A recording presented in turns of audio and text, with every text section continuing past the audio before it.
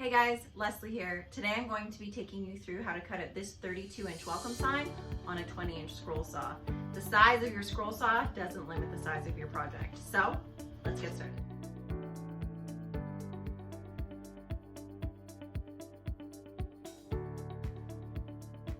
Okay guys, to get started, you can see that I have prepped my material. This is a 1/2-inch piece of birch plywood. I've covered it in painter's tape to protect the wood from the spray adhesive. I sprayed the spray adhesive on top of the tape and then stuck my large 32-inch welcome cutout on top. The first thing that you want to ensure when you're doing a large cutout on your saw, whether it be a word or a letter or a shape, is you want the piece of wood that you're working with to be as small as possible, even though it's quite large. I could have left this on the sheet of plywood and not cut it with my jigsaw to size, but if I did that, it would be much trickier to maneuver while I'm driving the piece through the blade on my saw. So I'm going to get into how to do that eventually. That's the whole point of this video, but I just want to show you the prep steps so that you're best prepared to do that. So when you have your project adhered to your board, cut out as close to the size as possible with leaving room for you to maneuver it. The next thing we are going to do is drill our pilot holes. There is the temptation to cut in from the outside edge and then just continue through cutting your piece. But when you cut from the inside edge, you are causing instability in the entire project. Pilot holes drilled into the project, leaving the outside intact, leave stability in the piece so that it's not wobbling around and you aren't having to hold the material together. When you're planning the pilot holes for your project, it's important to place them strategically. When you think about the limitations of your saw, you won't be able to place a pilot hole directly in the center because when you try to cut it out, you're going to be hitting the back sides of your saw, which I will get into in a little bit. But what I typically do when I'm drilling my initial pilot holes is I will get close to the top edge, because what I'm going to do is I'll feed my blade through that pilot hole, cut down one side, and then cut down the other. Since I'm using a 1/2-inch plywood material, I'm going to be using a number 5 modified geometry blade by Pegasus. The modified geometry blade simply means that it's a combination of a skip tooth and a reverse tooth blade. This allows for a very fast cut, and it's also cutting from both sides. Because I'm using plywood, that reverse tooth is really important because it does prevent tear out when you're working with finer materials like a plywood. 2 things that you're gonna wanna keep handy while you're cutting: a roll of tape, any kind of tape, and a drill to continue drilling your pilot holes. So make sure you have those on hand. And just to note here, a dust mask is super important when you're cutting on your scroll saw, but because I'm talking, I don't have it on for this one moment, but always wear your dust mask. All right, let's go. So in order to do the inside cuts, I'm holding my piece steady with this hand and I'm driving with this hand, okay? I'll shift it here so that you can see it. I'm going to cut all the way along the one side into this corner, and you're going to see what happens when you try to shift. So you can see that there, I'm stuck. What I'm going to do now is back out, back to my pilot hole. I'm going to shift it and cut along the other side. You'll notice here that I actually did cut along the line, but I'm going to continue to cut through into the point.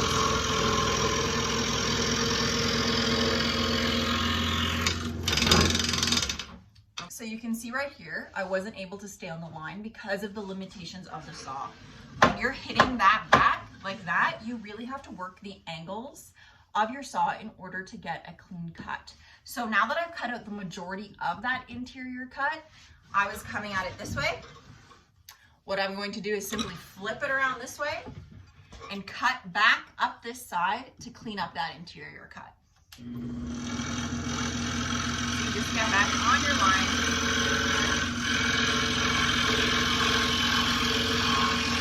You're gonna see here, because this is about to hit me, I'm gonna shift my hand. This one was bracing, this one was cutting. I'm gonna shift this to brace. I'm gonna move my body around, grab this end, and continue to cut it around. in case you haven't noticed, if you do sit to scroll, if you're planning to cut a large word cutout, it's time to get on your feet. You're gonna do a little dance while you're cutting this out.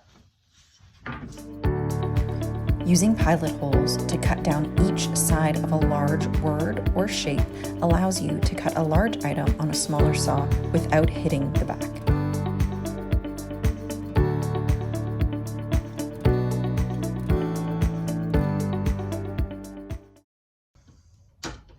So we've completed all of the inside cuts. We're going to go ahead and get started on cutting the outside.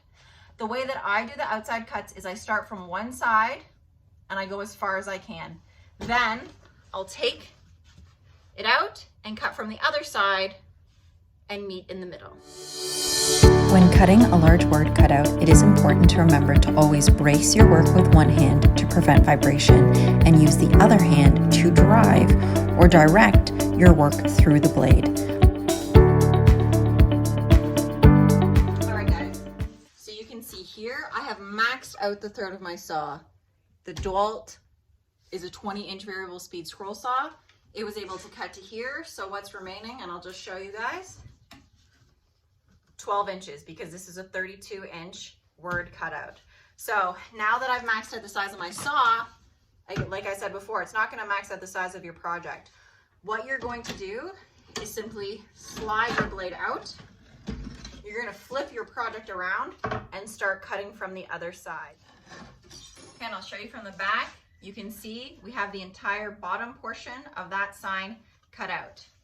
What I'm going to do now, and as I mentioned previously, what you want to keep next to you, your drill and tape. This tape is one of the key parts of doing large word cutouts. When you are cutting this and a portion of your work is now flexing out, it is susceptible to breaking. It can catch on the edge of your saw, making it hard to complete your turns. So what you'll want to do is flip it over to the back side, dust it off, and apply whatever tape you want to use. I like painter's tape because it's easy to remove afterwards. But what I'm going to do is stabilize my piece by taping the portions that are already cut out so that they don't bounce around while I'm cutting. You will need to reapply tape as you're going, because you will, depending on the pattern, probably come through and cut some of those out again.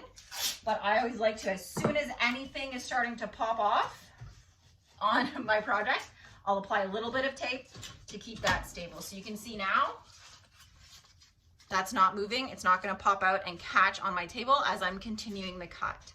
So now that we've done the bottom portion, I'm going to go through the same pilot holes on the end and cut as far as I can into the middle before starting on the other side. I just want to show you guys a really great way to get started on a line that you've already begun to cut. I've threaded my blade back through the initial pilot hole, but I've already cut down this side. I can remove the pattern there so you can see. So you can see I've already cut this side. So what I'm going to do is I'll turn the saw on, and once the blade is moving, I'm going to thread it back through the hole that I've already cut, and then start cutting out of that already cut line.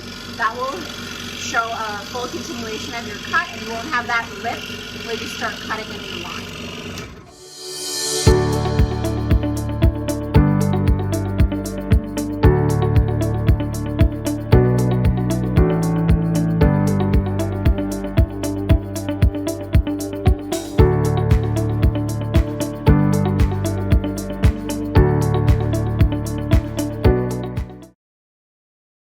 Okay guys, so now that I've cut out the next half, you can see that this is really popping out because it's fully cut out of the material. Again, I'm going to put tape on this back side to stabilize it so that when I'm finishing cutting out the other side, this side isn't bouncing out. If I hadn't taped the back side of this, while I'm trying to cut this side, this portion of my work would be falling through the bottom of my piece of material. If that happens, rather than focusing on simply holding the edge of my board while I'm cutting and driving through the blade, I would be focusing on holding that and stabilizing it, hoping that it wouldn't break while I'm working. So it's a really simple way to keep your work stabilized and to keep your focus on cutting, not your focus on holding your piece of work. So as I mentioned before, you want to keep your drill handy just in case you need to do some extra pilot holes. As I'm cutting out the final side of this project, I ran into the back of my saw and I wasn't able to come around the top of this E. So what I'm going to do is remove my work from the blade, and I'm going to drill a pilot hole just like I would on the interior cuts right at the top of this E so that I can cut down this side and then continue cutting around the other.